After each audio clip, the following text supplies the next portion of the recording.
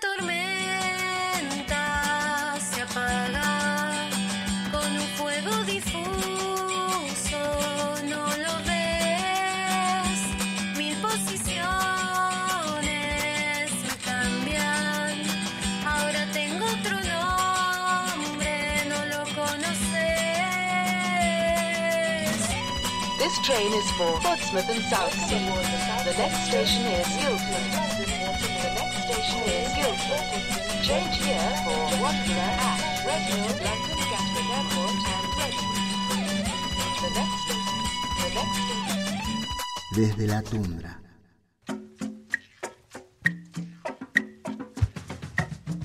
En el confuso escenario de la realidad, hoy todo es ruido, pero a veces una magia sutil aparece debajo de las baldosas. Solo hay que saber encontrarla. Y en esta trama que nos propusimos transitar, esta es apenas una puerta que se abre en un mundo de constantes cambios. ¿Por qué quedarnos con unas pocas voces si tenemos tantas para escuchar? Les cuento el menú de este episodio. Hablamos con Elian Correa acerca de la cinemática vida de su padre, el fotógrafo argentino Carlos Bosch. José An Montero se encuentra en el éter con Rodrigo Cuevas, el músico y cantante asturiano, quien hizo de la tradición una vanguardia. En Moviendo Espacios nos visita Esperanza Gómez Carrera, mientras que Alexis de Gric nos dice que la creatividad nos hace libres. Agradecemos a Arts Council England por apoyar a este podcast. Ahora puedes encontrar este episodio con subtítulos en inglés en nuestro canal de YouTube, La Tundra Revista. Soy Silvia de Metila y te doy la bienvenida a Desde la Tundra.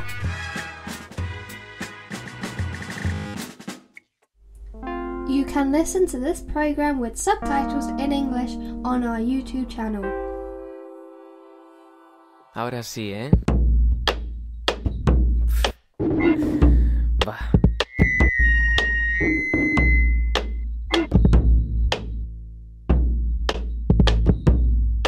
Y a mí me llaman el tonto. Yo digo que lo seré, pero no me chupo el dedo si antes no lo mojo en miel. Sí. Culpa la tengo yo de haber nacido buen mozo, dijo un moreno cantando y le brillaron los ojos.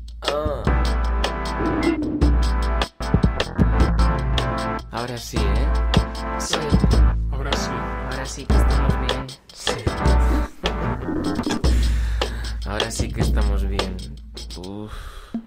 El día que yo nací dijo una verdad mi abuela: si este niño tiene suerte vivirá hasta que se muera. Tu madre tuvo la culpa por dejar la puerta abierta y yo por entrar para adentro y tú por no estarte quieto.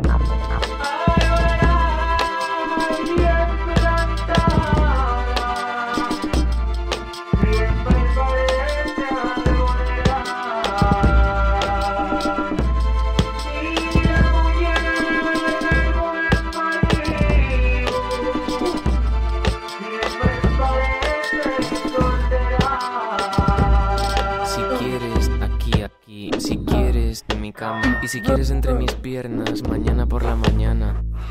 100 años. Después de 100 años. Que después de 100 años muerto y de gusanos comidos, se encontrarán en mi cuerpo señas de haberte querido.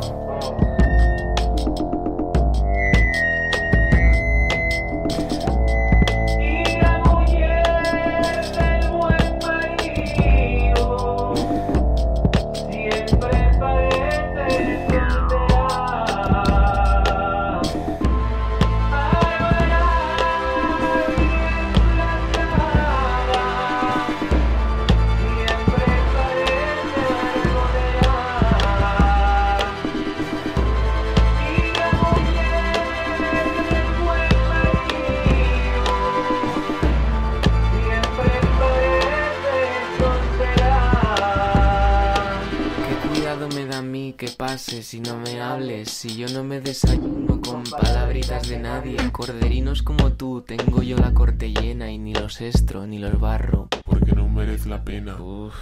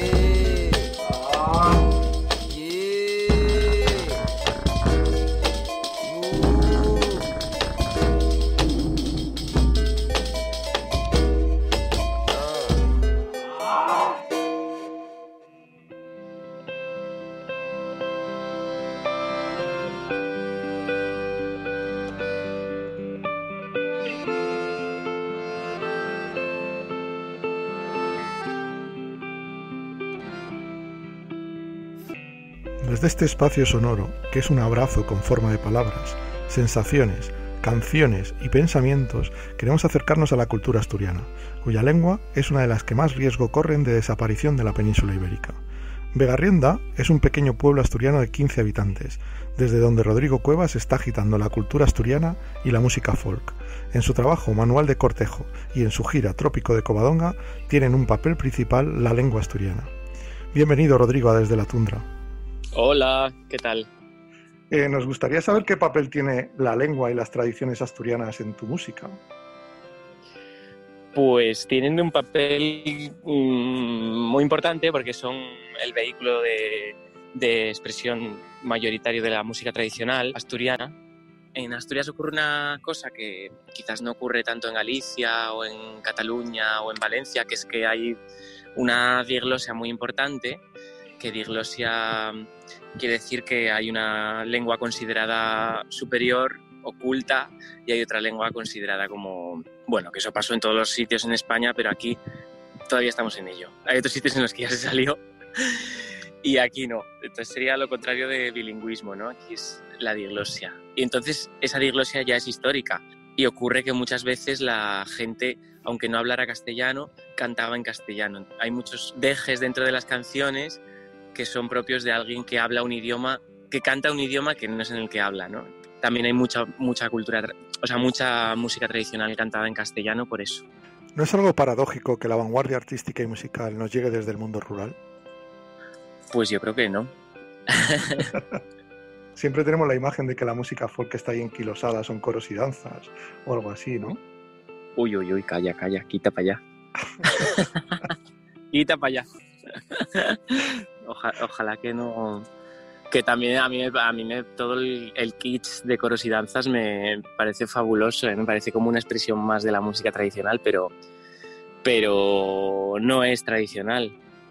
Como tampoco es lo que hago yo, ¿no? Pero bueno, que responde a un patrón exacto y concreto de expresión folclórica, que es como el del nacionalismo españolista, ¿no? Y uniformador, es todo como muy gimnástico, nada que ver con la música, nada que ver con el afán de belleza y de cortejo, que era lo que realmente motivaba al mundo tradicional. Trabajos discográficos de Rosalía, Rocío Márquez o Rodrigo Cuevas tienen en común la producción de Raúl Refri. Palabras mayores, ¿no? Pues sí, la verdad que una suerte estar con él. Para mí fue como que me trajeran los Reyes Magos el teclado que siempre pedí y nunca me trajeron. Y habéis hecho un disco que se llama Manual de Cortejo, que es un trabajo musical, pero también muy escenográfico, muy de puesta en escena, muy cabaretero, muy provocador, rompiendo muchos tabúes. Este disco quizás sea lo menos cabaretero que hice en realidad. Hay mucho documento sonoro, mucha oralidad y cuenta mucha historia. Hay como mucha historia, es como muy antropológico el disco. Hay mucha canción tradicional, hay alguna compuesta por mí también. Y luego la puesta en escena, pues sí que, aunque sea más serio y la puesta en escena sea como más poética y más profunda, yo, una persona torpe, pues tengo que disimular mis torpezas con un poco de cabaret. Como... Me caigo, me confundo, me tropiezo. Como en el caso de Almodóvar, lo más local es a veces lo más universal. ¿Tu música tiene ese punto de universal, de tan local que es? Pues sí, por supuesto. Las historias locales son súper universales, como la historia de Rambal, que cuento en el disco. Nos creemos muchas veces súper especiales y siempre estamos buscando como lo identitario en cosas muy... diferencias que en realidad son detalles mínimos, y en realidad lo que nos une es mucho más grande. Las situaciones que ocurren en un sitio ocurren en todos los sitios. Cuando viajas musicalmente o físicamente te vas dando cuenta que todo responde a unas necesidades de adaptación. Entonces esas necesidades provocan, pues como los murciélagos y los pájaros, al final lo que necesitas son unas alas para volar. Las haces de una forma o de otra. Entonces las historias ultralocales se hacen universales por eso, porque existen en todos los sitios. Pues muchísimas gracias, Rodrigo, por acompañarnos desde la tundra. Es un placer viajar hoy hasta Asturias y conocerte. Aquí te pongo, mira, aquí hacemos el festival. Wow. ¿Lo ves? Rambal era una cosa mítica en Gijón, ¿no? Ya porque en aquel tiempo a los maricones los censuraban mucho y los insultaron. Y Rambal es un mito en Cimadevilla, porque todo el Cimadevilla lo quería Rambal.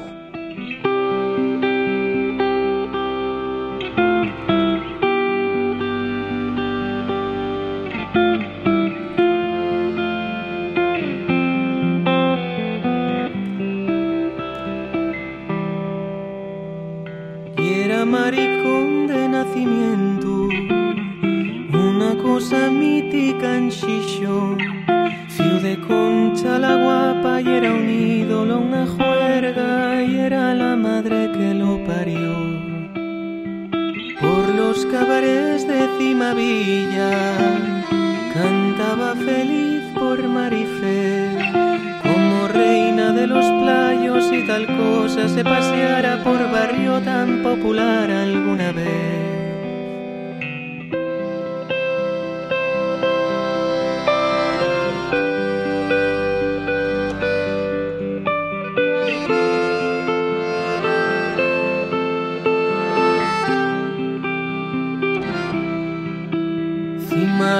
Cimavilla, cuando te pase a Rambal, su cadencia y marca el ritmo a la mar.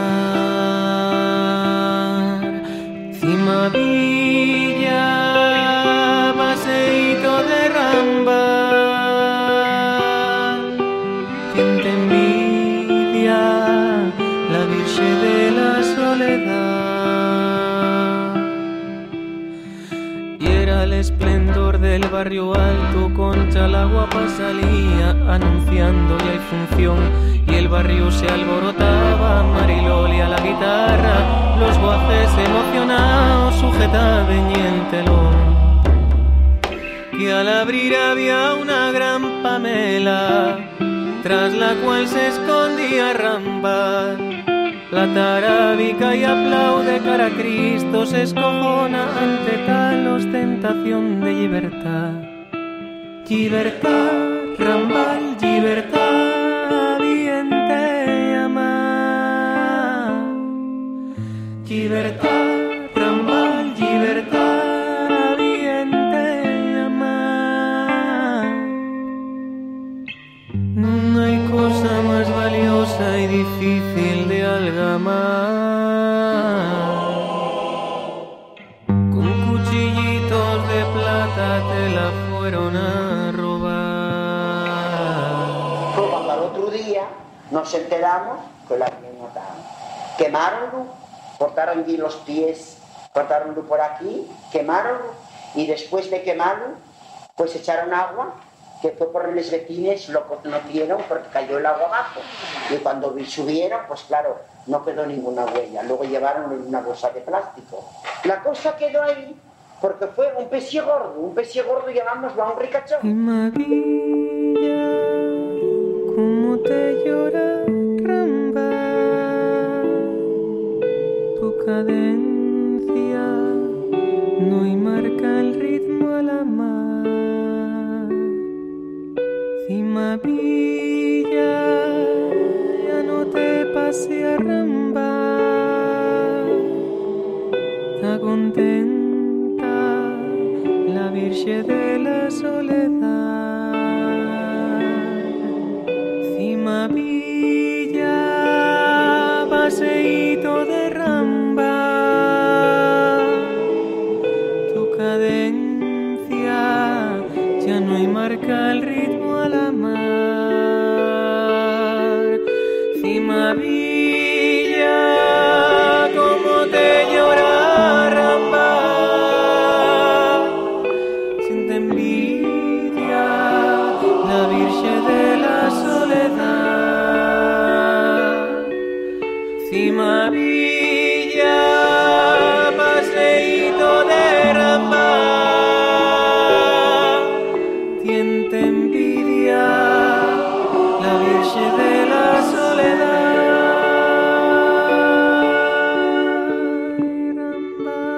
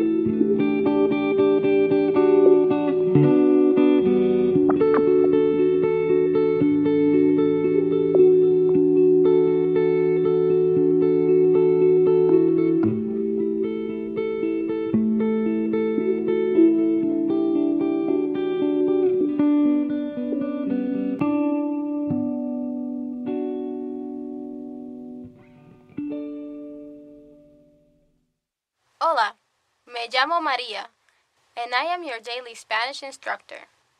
Today, we will be learning a phrase essential for communicating throughout Spanish-speaking countries. First, I will tell you the phrase, then break it down word by word for you. Here we go. Púdrete en el infierno. Repeat after me. Púdrete en el infierno. Hay nuevas formas, una nueva normalidad, pero extrañamos los besos y los abrazos. Basta con mirar una película para darnos cuenta de lo que nos estamos perdiendo. El mundo se tiñe de un color diferente, y es por eso que es tan importante que sigamos haciéndonos compañía. Este otoño regresa la London Spanish Book and Cine Fair en su segunda edición, un espacio tan necesario del cual formamos parte y al que convocamos a escritores hispanoparlantes para participar y unir fuerzas, porque en el 2020 necesitamos de su apoyo más que nunca. ¿Cómo encuentran la Feria del Libro y Fanzine en español en Londres? London Spanish Book Fair.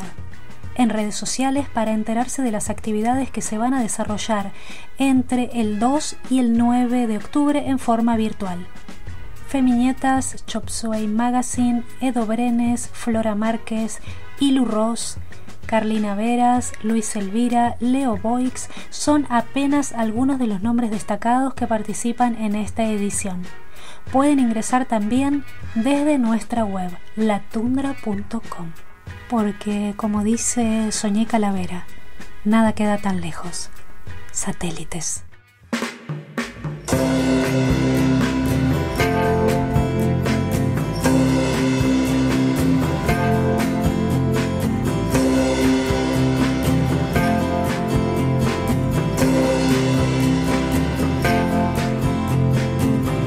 Corren tiempos extraños, los días pasan tan rápido, entre estaciones que pierden su color, como las flores se telan en el balcón, y hay tantas causas perdidas, el caos de tu sonrisa, puedo acortar la distancia digital y preguntarte si llueve, ¿dónde estás? ¿Cuál es la vista y ver pasar satélites por el cielo, llevando nuestros mensajes sin mirar que nada queda tan lejos?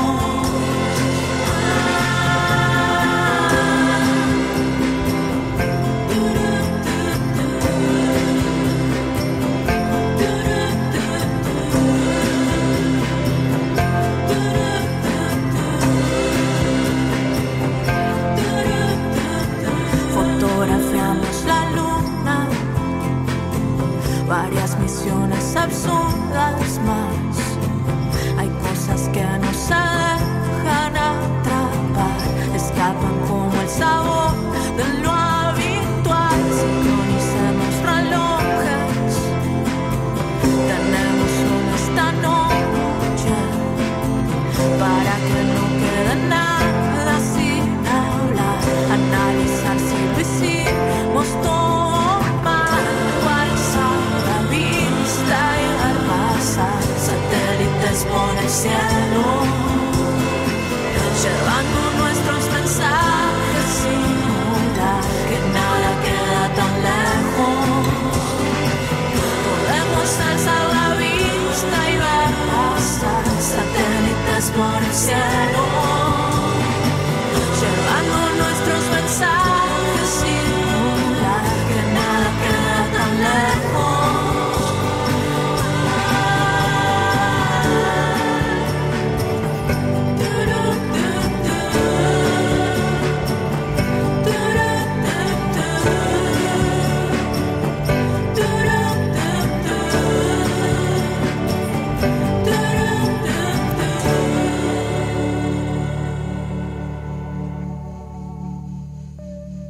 Estás escuchando desde la tundra.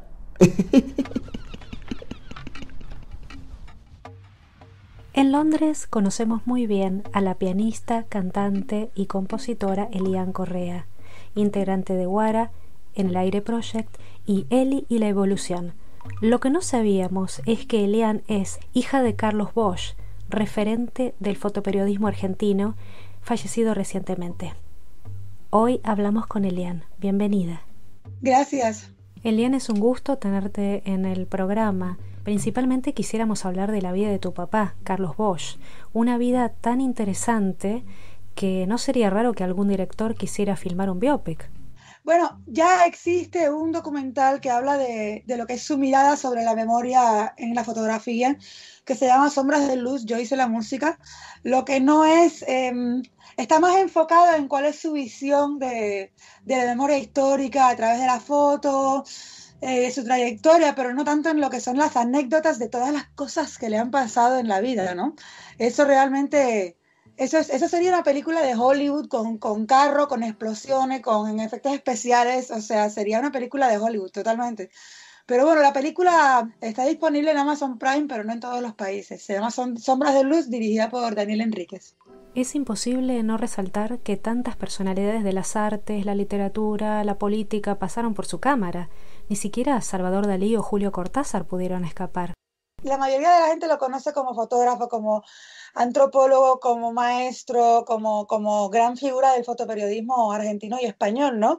Pero yo lo conocí siempre como mi padre. Entonces, yo me crié en medio de fotos colgadas en las paredes de Cortázar, de Dalí, del rey de España, de Pujol, de Ocaña, de un montón de gente que fueron figuras históricas inmensas que mi padre fotografió y que en varias ocasiones se metió en problemas con las fotos, como es el caso con el rey de España. Uh-huh. Pero para mí eso era lo normal, o sea, para mí era mi papá. Entonces, por ejemplo, la foto de Julio Cortázar estaba colgada al lado de donde yo estudiaba piano.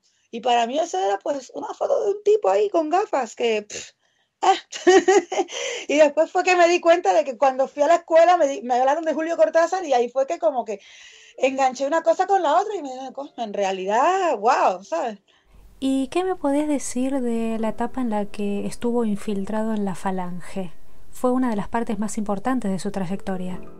Asimismo, él estuvo creo que casi 3 años infiltrado en Madrid. En realidad la idea de él no era quedarse tanto tiempo, él solo quería hacer un fotoreportaje así a corto plazo, qué sé yo, y al final se terminó metiendo y se le empezaron a abrir puertas. Y esto la gente no lo sabe, pero nunca fue su intención estar infiltrado tanto tiempo ni meterse en una candela tan grande, porque realmente cuando estás tanto tiempo metido en un grupo de gente que finalmente son tan peligrosos, en el momento que tú sales de ahí estás arriesgando tu vida.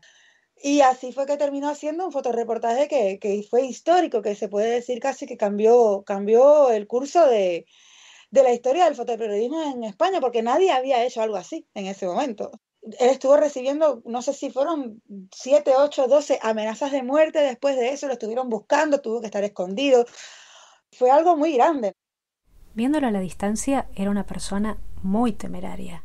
Muy temerario. Él siempre fue así, es decir, él era el tipo de persona, como él mismo decía, que si él estaba, yo qué sé, en Afganistán o algo, y ve caer una bomba, todo el mundo sale corriendo. Él era el tipo que primero iba a tirarle la foto a la bomba y a la gente corriendo y después salía corriendo él. Hay algo que me llamó mucho la atención y es que leyendo en alguna entrevista él decía que luego de haber visto tanto dolor, en un momento dejó de sentirlo y eso empezó a preocuparle. Sí, mi padre como que yo siento que es una persona que vivió varias vidas, ¿no? Vivió una vida en Argentina, vivió otra vida en España, vivió otra vida en Luxemburgo cuando yo era chiquita y luego vivió otra vida más que fue la última en Argentina, ya regresando a su casa como maestro, como figura, por así decirlo. Y a través de los años yo creo que pasó por muchas crisis personales y eso fue lo que le permitió seguir refrescando su visión fotográfica, yo creo. O sea, como artista... Yo creo que no hay un artista que no pase por una crisis en su vida que le ayude a catalizar eso en energía creativa y a seguir renovando su discurso artístico, ¿no? Por así decirlo. Y en el caso de mi padre, él pasó por fases muy, muy jodidas a nivel psicológico varias veces en su vida. entre ellas la que me estás comentando, y entre ellas también, por ejemplo, en Luxemburgo, cuando yo era pequeña, él tuvo como un parón fotográfico, un parón creativo muy grande, que es el que yo viví y el que yo recuerdo, que él se encerraba supuestamente a editar y realmente no estaba haciendo gran cosa, estaba escuchando tango a todo volumen y fumándose un cigarro atrás de otro y bebiendo whisky, sintiendo la nostalgia de sus otras vidas, ¿no? Claro, y esa es la etapa en la que te cría vos junto a tu mamá, pero como era él el que se quedaba en casa, pone en jaque el sistema aplicando a un subsidio por maternidad. Totalmente, y fue la primera persona que lo hizo. Y entonces, bueno, mi mamá era la que salía a trabajar con su 9 to 5 todos los días de lunes a viernes, y yo me quedaba con mi viejo me enseñó a revelar fotos, mi viejo me dejaba pintar, me dejaba jugar con sus pinturas, o sea, hacíamos unos desastres en la casa, y él me dejaba libre ahí. Y sí, mi viejo se autoproclamaba feminista, y fue la primera persona que solicitó la maternidad en Luxemburgo, y creo recordar que se la dieron. No sé, como que mi padre siempre tuvo mucha sed de cambiar el mundo, ¿no? Eso un poco como que lo heredé yo también. Me contaron que en sus clases en Argentina, precisamente que vos estás mencionando, él era muy exigente, pero personas que hicieron esos cursos reconocen que haberlos tomado precisamente con él les posibilitó un cambio de visión en cuanto a la fotografía. Yo creo que ayudó a mucha gente a encontrar su voz, ¿no? Dentro de la fotografía. Él no le decía a sus alumnos cómo tenían que si la apertura, que si las cosas técnicas, o sea, el alumno que se le acercaba, y él no aceptaba a cualquiera. Él tenía muchísima gente que querían dar clase con él, pero él no aceptaba a todo el mundo. Tenía que ser gente que ya eran fotógrafos, que ya tenían un cierto entendimiento de su técnica, de su propia voz, de su propio ojo, de qué querían hacer con la fotografía, y que tenían el conocimiento técnico para lograrlo. ¿Por qué? Porque mi padre realmente lo que él estudió fue antropología, y en la antropología uno tiene que tener muy en cuenta cuál es el ojo personal de uno, cuál es el punto personal de uno, y entonces esto era en lo que él más hincapié hacía dentro de sus clases con sus alumnos. ¿Y qué pasa cuando Carlos Bosch regresa a Argentina, a ese país tan añorado que le causaba tanta nostalgia y que sin embargo no reconocía la etapa tan fructífera que había tenido como fotógrafo en el exterior? Yo creo que él llegó imaginando que después de una trayectoria tan inmensa y tan sonada en España durante tantos años, como que eso hubiera hecho cierta repercusión en Argentina, y se encontró con que no era el caso. Entonces, bueno, empezó a recuperar viejas amistades de Buenos Aires, empezó a trabajar con la gente con la que había trabajado cuando era joven, se dio a reconocer, por así decirlo, y en el 2011 recibió una mención en el Gran Premio Nacional, y no sé si fue en el 2016 o en el 2017, él continuó dando fotos concursando en el Premio Nacional. Y al final le terminaron dando el gran premio con una foto, irónicamente, que habla del miedo a la muerte, porque la última colección de fotos que él hizo se llamaba Los Miedos, ¿no? Y era como su propio enfrentamiento con su vejez. Esa serie de fotografías, Los Miedos, creo que retratan los temores de cualquier ser humano, porque no solamente habla de enfermedades mentales, también aparece el geriátrico, la cárcel. Esa me encanta. Bueno, sí, yo me imagino que son universales de cierta forma, ¿no? Eso es lo interesante. Yo creo que muchas de las fotografías de mi viejo, él las interpretaba de una forma muy personal. O sea, él las sacaba al mundo diciendo, estos son mis miedos. Hablamos cantidad de eso en los últimos años, y yo recuerdo que él en ningún momento dijo que él quería hablar de los miedos de las demás personas. Pero curiosamente eso fue lo que logró. Al expresar su punto de vista personal, se conectó con algo muy profundo que realmente nos toca a todos. Y yo creo que por eso en parte sus fotografías son tan impactantes, ¿no? Y como buen fotógrafo tenía además la capacidad de lograr la complicidad de la persona a la que estaba fotografiando. Él decía que pocas veces tomó fotos de personas que no supieran. Sí, y eso me parece algo muy interesante, porque hoy en día como que está tan de moda el street photography, de la gente que, por así decirlo, entre comillas, roban la imagen de otras personas. Él siempre fue muy de, bueno, ¿te puedo sacar una foto?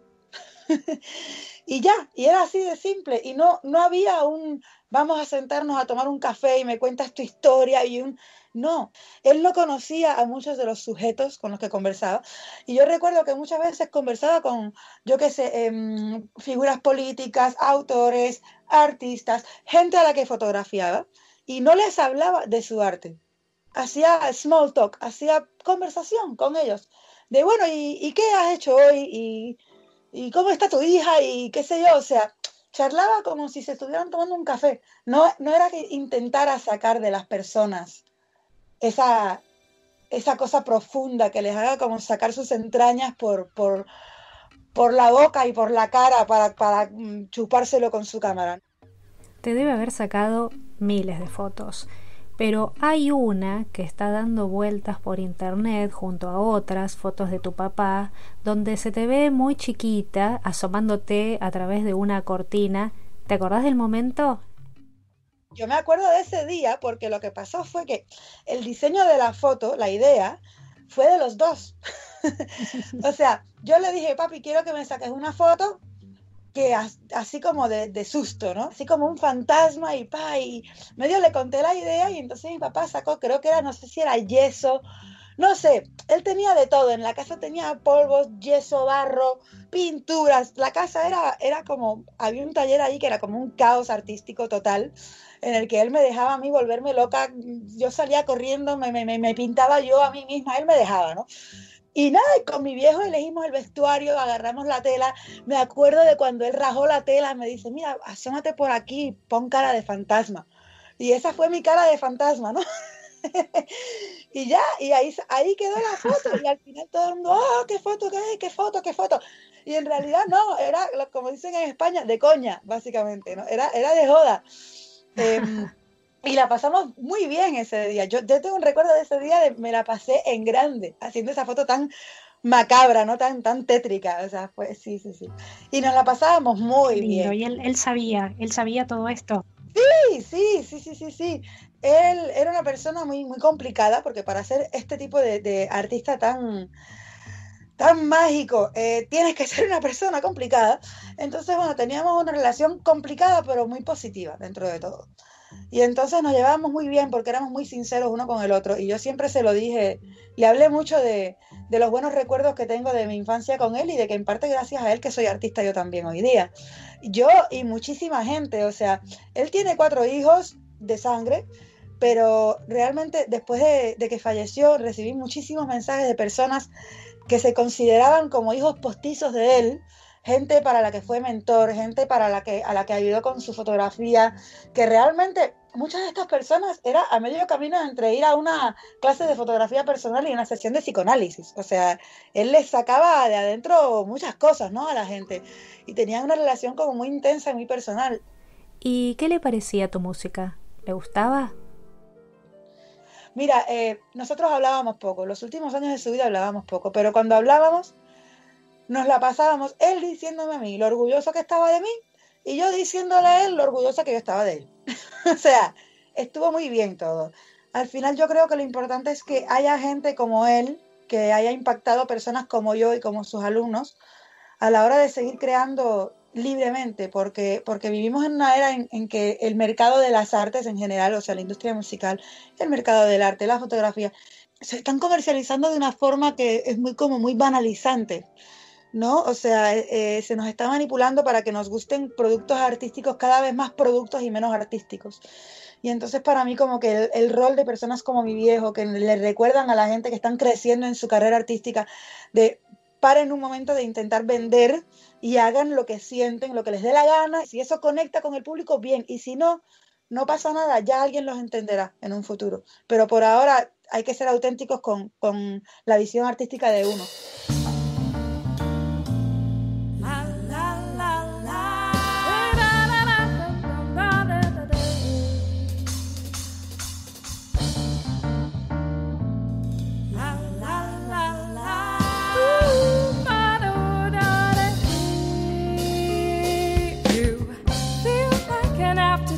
Like a secret hope, the winter waves feel like heaven for a sinner that lives happy.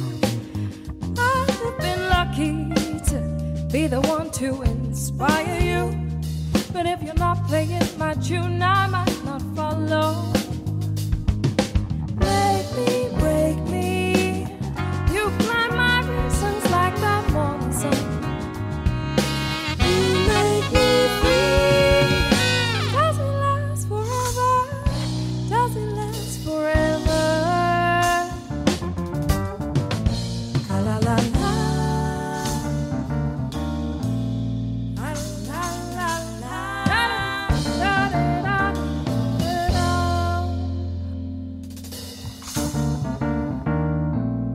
La la la la.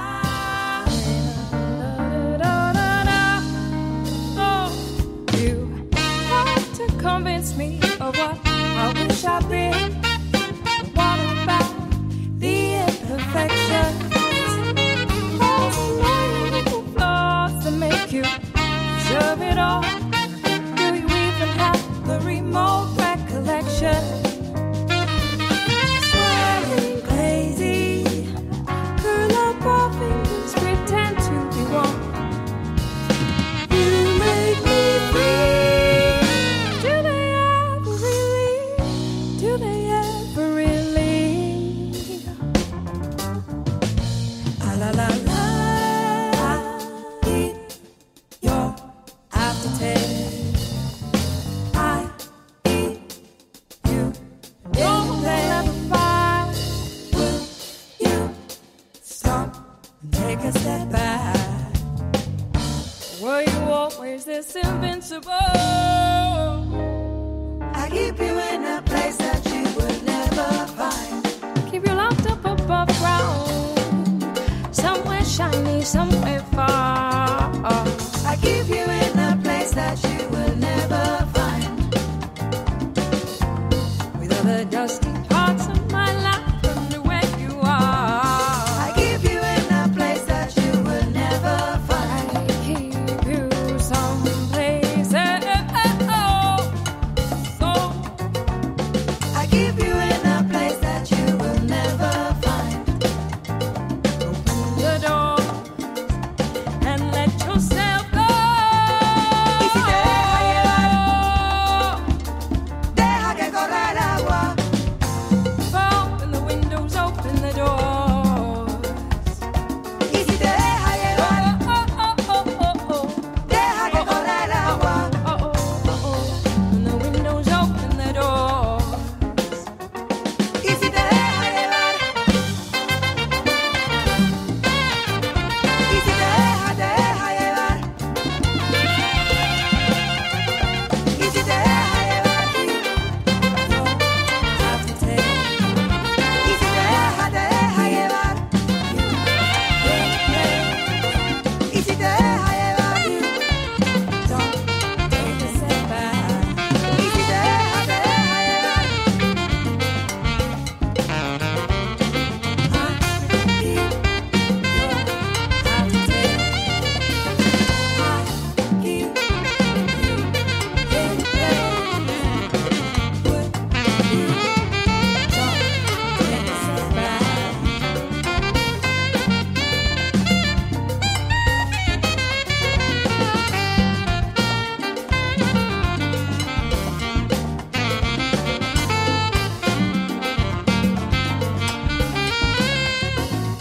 I leave you in a place that you will never find.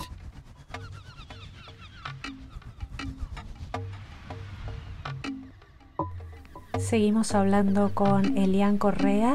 Recién escuchamos de su álbum Rumba con Flores, Aftertaste.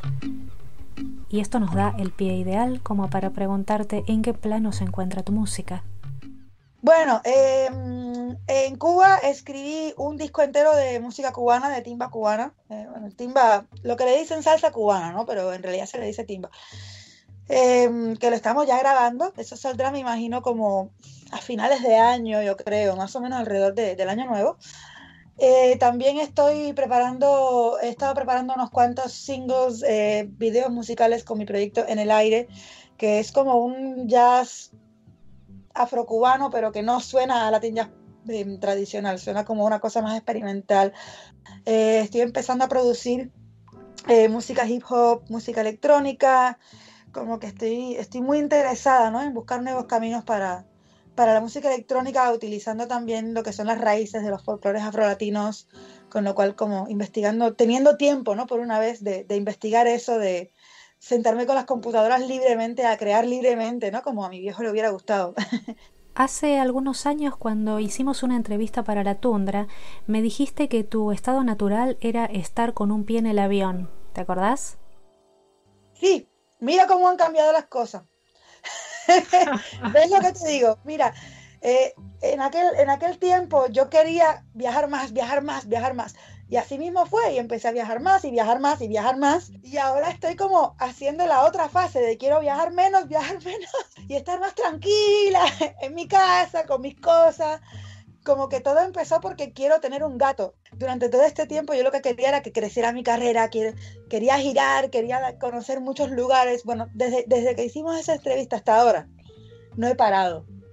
He estado como fácil 4 o 5 meses al año fuera dando vueltas por ahí. O sea, ha sido maravilloso, no me estoy quejando, ha sido genial. Y ahora como que estoy empezando a bajarle un poco las velocidades a la cosa y de relajarme, de meditar también, porque llega un punto en la vida que si no nos volvemos todos locos, sobre todo con los tiempos que estamos viviendo.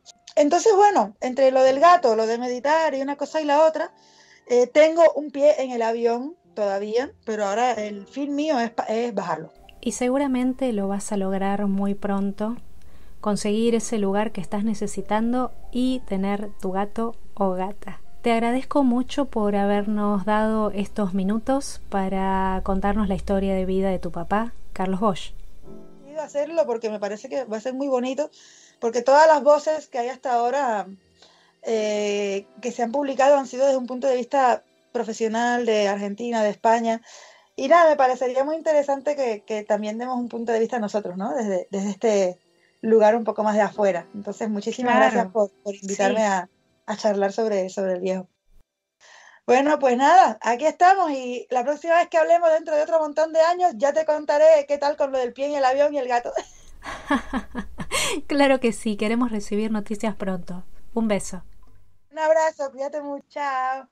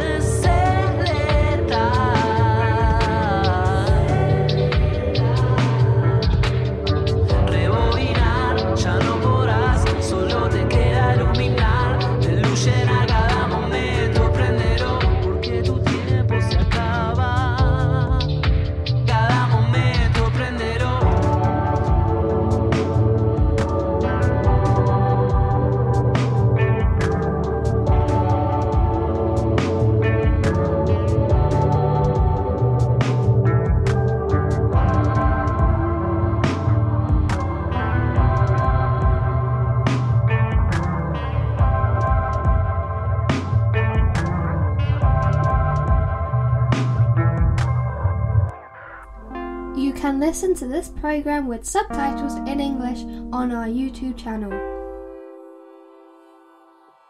Estamos rearmando la realidad. Con ustedes, moviendo espacios.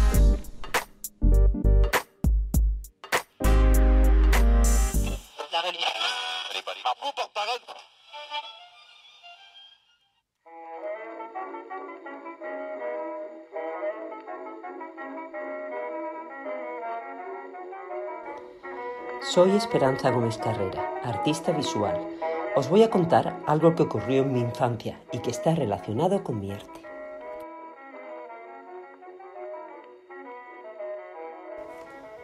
La radio Grundig. Como si fuera ayer, recuerdo que cuando tenía unos 5 años me sentaba con mi madre a escuchar la radio Grundig en el cuarto de estar. Había sido fabricada en Alemania. Era un mueble de madera, ubicado en una esquina de aquel cuarto en el que transcurría parte de nuestra vida. Escuchábamos música y a personas hablando. En mi cabeza, que nunca paraba y de imaginación libre desde que nací, fantaseaba con que había personas pequeñas que vivían en el interior de ese aparato.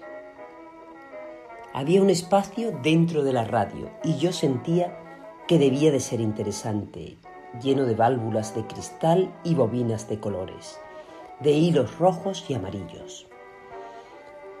Imaginaba a una orquesta de música sentada en pequeños bancos y al director con su batuta. Imaginaba a Luis y María, los locutores que daban las noticias. Sabía sus nombres porque ellos se llamaban así uno al otro. Imaginaba que se besaban mientras Manuel López nos decía el pronóstico de lluvia. Creaba un pequeño mundo en aquel espacio dentro de la radio. Algunas veces parecía haber mucha gente que aplaudía y yo me preguntaba cómo podían caber todos. Tal vez el espacio se movía y cambiaba de dimensiones dependiendo de lo que en él transcurría. Me gustaba imaginar todo ese mundo que podía existir si yo lo soñaba.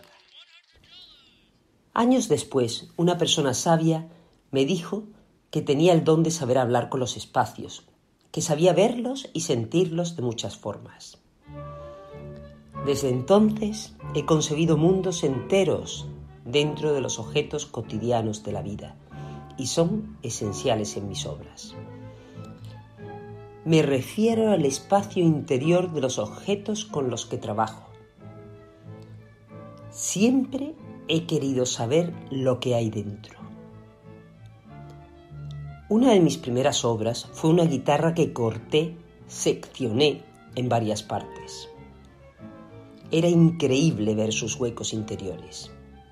Allí podían haber transcurrido 1000 historias antes de que yo los observara.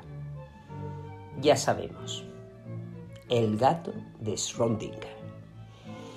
Espacios repletos, espacios vacíos que aumentan, que disminuyen, que se mueven, se llenan de agua, de aire, de fuego, de tierra. Curiosidad por esos mundos que existen pero que aún no han sido mirados. ¿Dónde cabe un mundo? Muchas acciones de mis obras transcurren en sus espacios interiores, en esos mundos en los que todo puede ocurrir.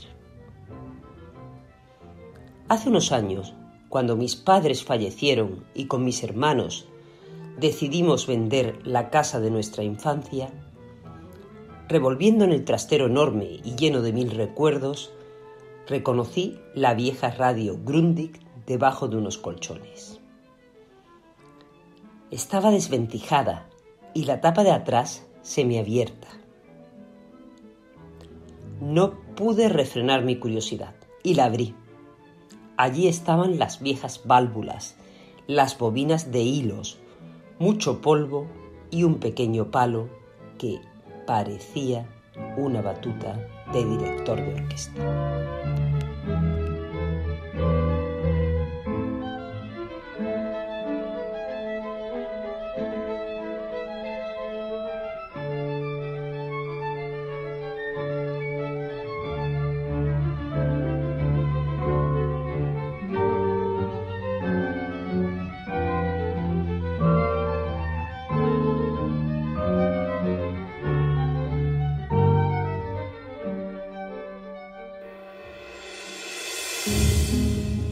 La creatividad nos hace libres.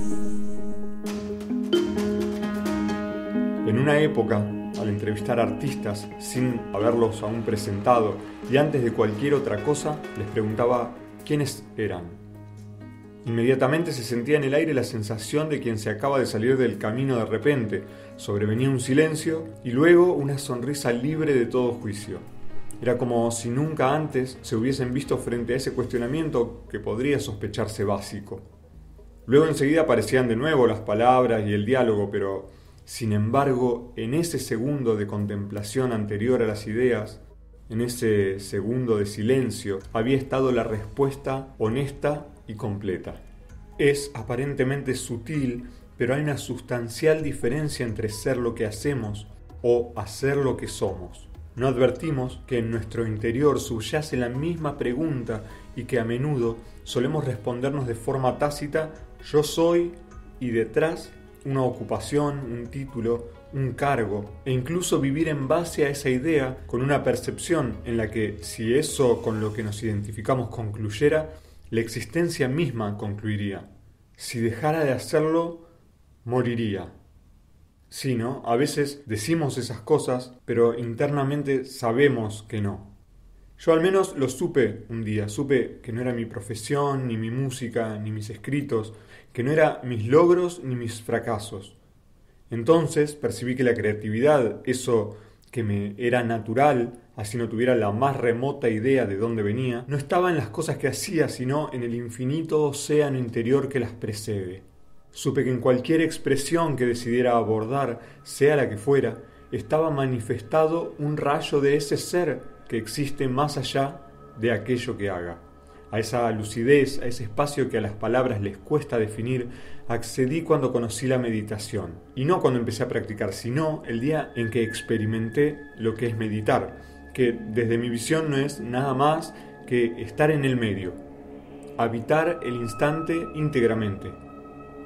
Meditar visto así puede lograrse en cualquier momento con una técnica de relajación, una visualización, entregándonos al flujo de la creación o de una actividad que amamos, contemplando un paisaje conmovedor, es decir, metiéndonos de lleno en la experiencia sin importar cuál sea la técnica que usemos para llegar ahí, el momento o actividad, siempre que estemos conscientes de nuestra presencia en ellas. Si, por ejemplo, en lugar de comer con las creencias lo hacemos sumidos en el medio de la experiencia de comer, estamos meditando, habitando el centro.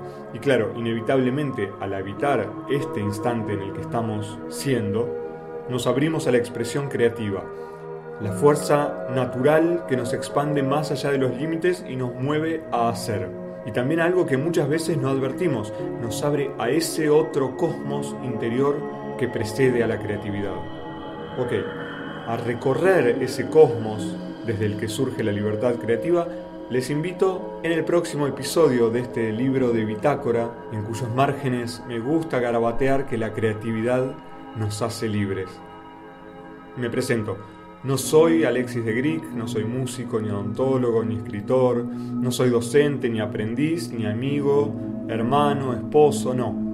Pero lo que soy se manifiesta en cada una de esas expresiones y me permito descubrirlo constantemente. La música que nos acompaña es Calma, que compuso un tal Julio Caputo. Y antes de concluir, el homework, la tarea para la casa. Ahora, en este momento, ¿quién estás siendo? Gracias y nos vemos allá.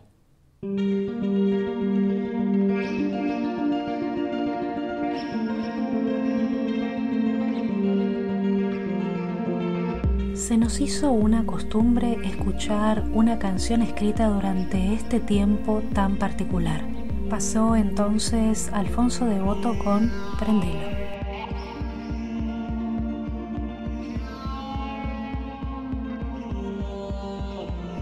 Entramos en el último minuto y medio del programa. Le agradecemos a Ana Olivera por las imágenes de difusión de este podcast, a Zumbambico y a todos los y las artistas que participaron, Florencia Toledo en la intro y Hernán Cáceres en locución. Un gracias aparte a Radio Heterogénea, desde la ciudad de Córdoba, Argentina, por reproducir este viaje sonoro y permitirnos llegar a nuevos espacios. Y por supuesto, al Arts Council England. Si les interesa ver nuestros contenidos entre programas, estamos en todas las redes sociales como La Tundra Revista y en latundra.com.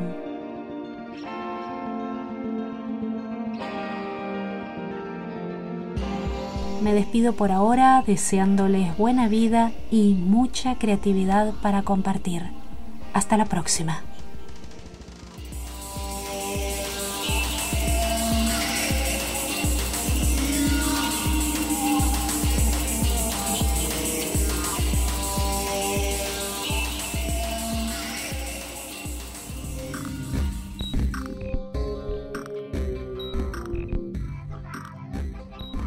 La Tundra, desde Londres, la revista en tu idioma.